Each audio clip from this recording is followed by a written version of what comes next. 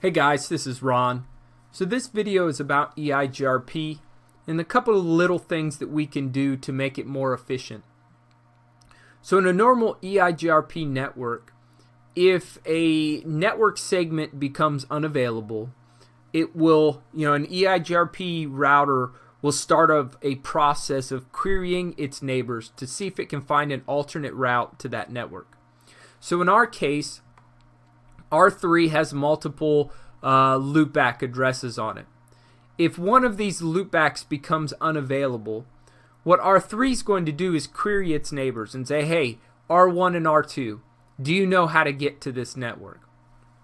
Now obviously they don't, but we're just assuming this is any network that could have been on our network.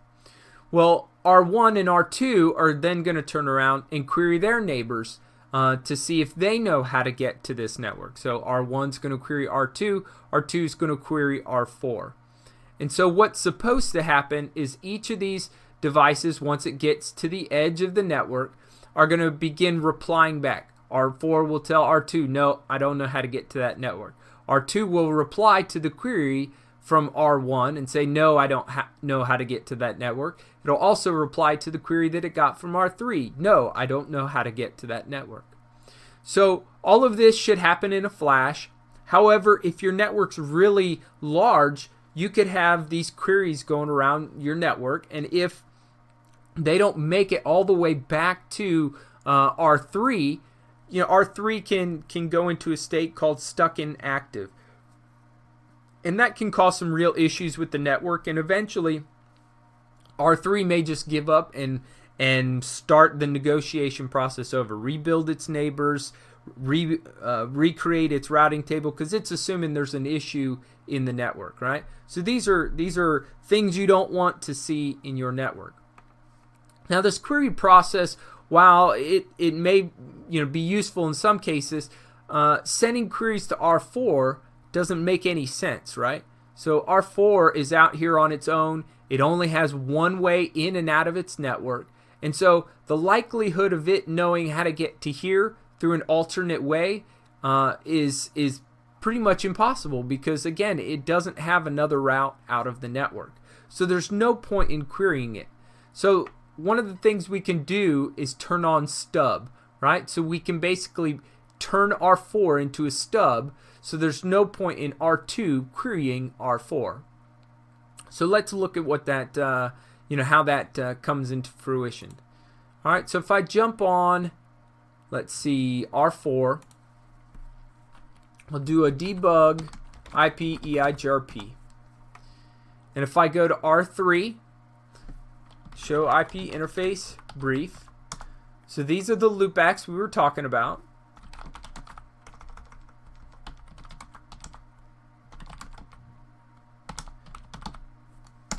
If I shut that interface, that network is now unavailable. So if I go back to R4, what I see is that a query message came to R3 or R4, and it got that through 24.2. Now if I bring this back up, 24 is the network that's shared between R2 and R4. So 24.2 is R2. So again, the network disappeared from here, a query was sent, R2 received it, and then it also queried its neighbors. Again, there's no point in that happening because R4 clearly has no way of getting to this other network. So let's turn off that. We will restore R4, or not R4, but the loopback 4. We'll go into config T, router EIGRP 1. I'm running autonomous system 1. I can do EIGRP stub connected. So what this is going to do is any of my connected interfaces that are being advertised in EIGRP will continue to be advertised in EIGRP. But I'm going to let my neighbors know that, hey, I am a stub on these networks. All right. So once you do that, it resets its neighbor relationships. So if I go up to R2 and I do a show IP EIGRP neighbor detail, what I'll find is R4 is 24.4 and it is now a stub. It's advertising its connected routes, and I am suppressing queries. All right, so I'm no longer going to send queries. So if I go back to R4,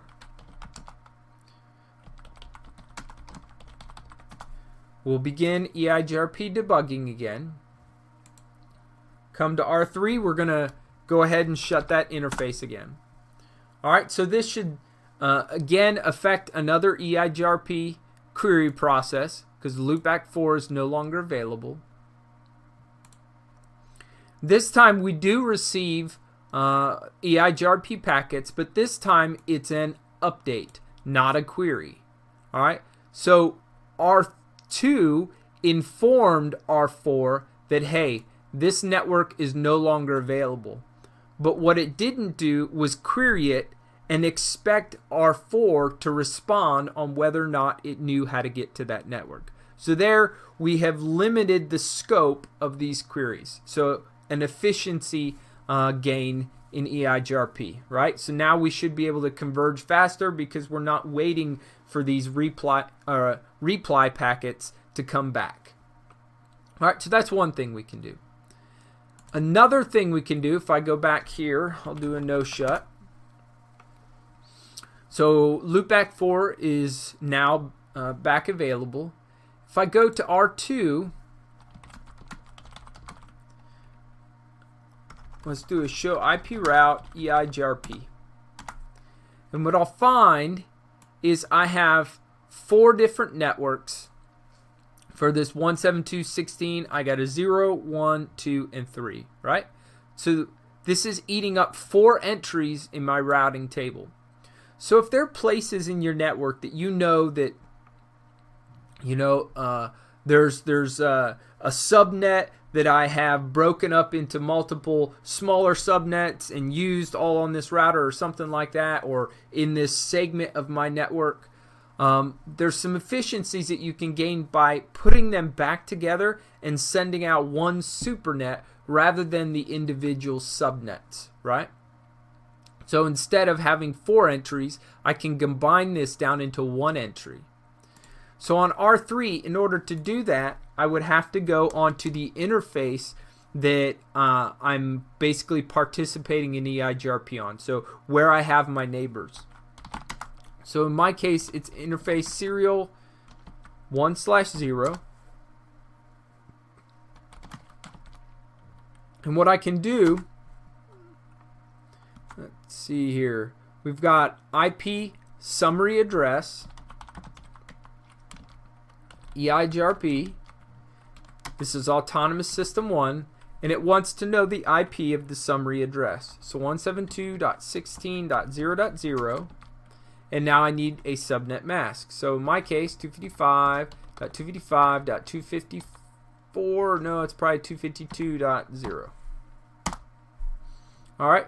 So now I'm reconfiguring EIGRP. I rebuild my neighbor on that interface.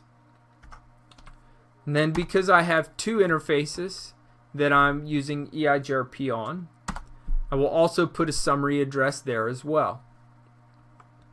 And so if I go back to R2,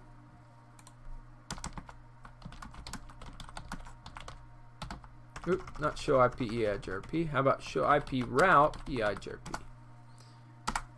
Now this time, instead of having 4 different routes for the 172 network, I have a single route, and it is now supernetted, right?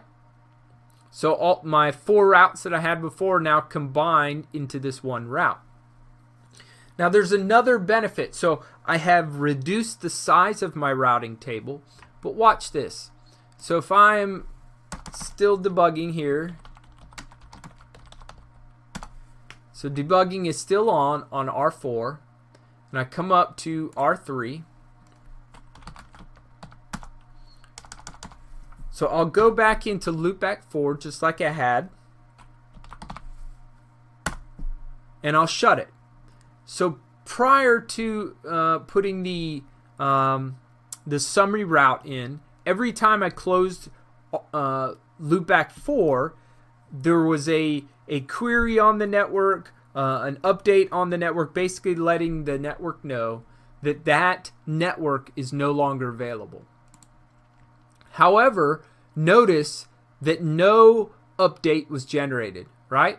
So I've got EIGRP debugging turned on. However, even though that network is no longer available, I didn't get an update. All right?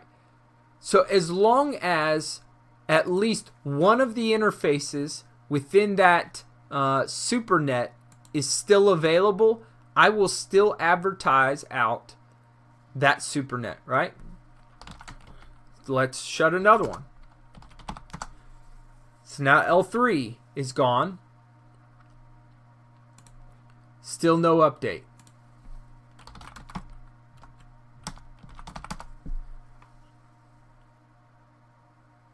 L2 is down. Still no update.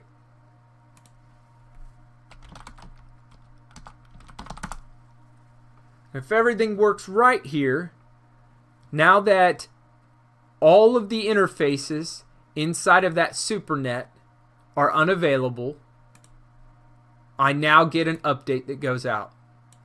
And so I can have a whole lot of changes on R3 that don't require anything to go out on the network informing them that these routes are no longer available. As long as at least one network is still available within that supernet, it will stay up and available from the network side.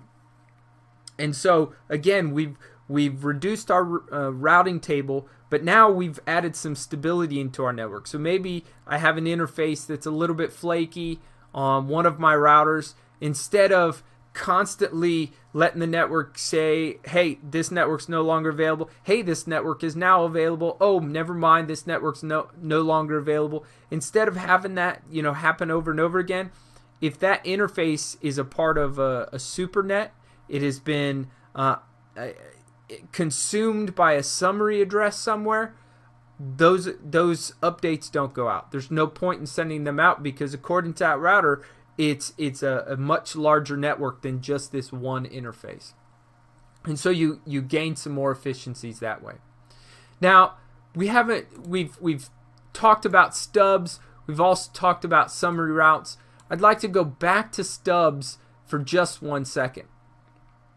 So one of the things that we should probably look at as well is that what happens if this interface here goes down? Well, R1, if it wants to get to R4, it's going to say, well, I have a route to R3, which also has a route to R2, which can get to R4. Well, these might be some low bandwidth links. And so if I have a whole big infrastructure out here trying to reach R4, is it good that I saturate this link here in order to get to R4? Or would it be better to, let that become unavailable and at least R3 can continue to function? Because now I'm going to try to route all the stuff that would be going over our backbone over this remote connection, and nobody's going to benefit from that, right?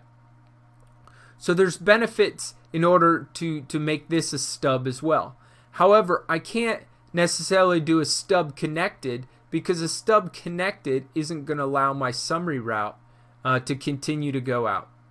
So if I go back to R3,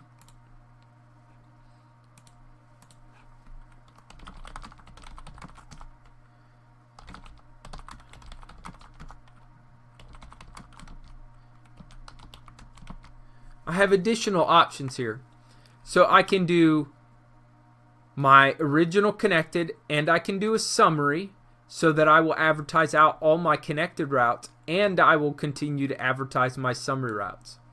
Well, it just so happens that if you just hit carriage return here, I'll rebuild my adjacencies. Alright, so adjacencies are built again. By default, if I just do EIGRP as stub, it automatically turns on connected and summary. So I will continue sending out my summary addresses and my connected addresses. And so that's the functionality that we want. Alright, so this is now a stub network, so I'm basically letting people know, hey, I don't have anything else. You shouldn't be routing through me. And we can try to validate this. Let's try to find out. Let's go to R1 and we will shut this interface. See what happens. Let me bring back those loopbacks real quick.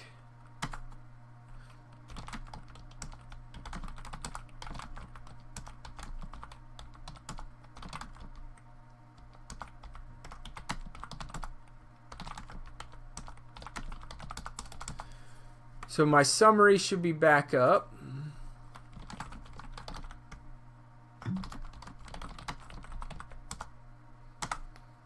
Alright, so let's see, 172. So my summary route is back up. What I'm going to do, I think it's gig 00 on this one. So I will shut. My neighborship goes down to R2.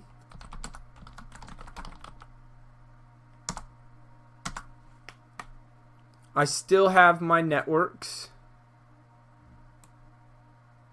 So let's see. It was R4 out there. Notice R4's loopback address isn't in here. And notice, notice R2 is not in here either. So if I was R3,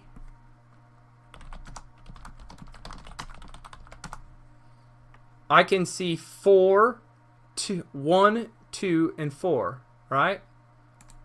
So from the position of R3, I can see 1, 2, and 4. But from the position of R1, I can only see 3. So if I go back to R1, I can only see 3.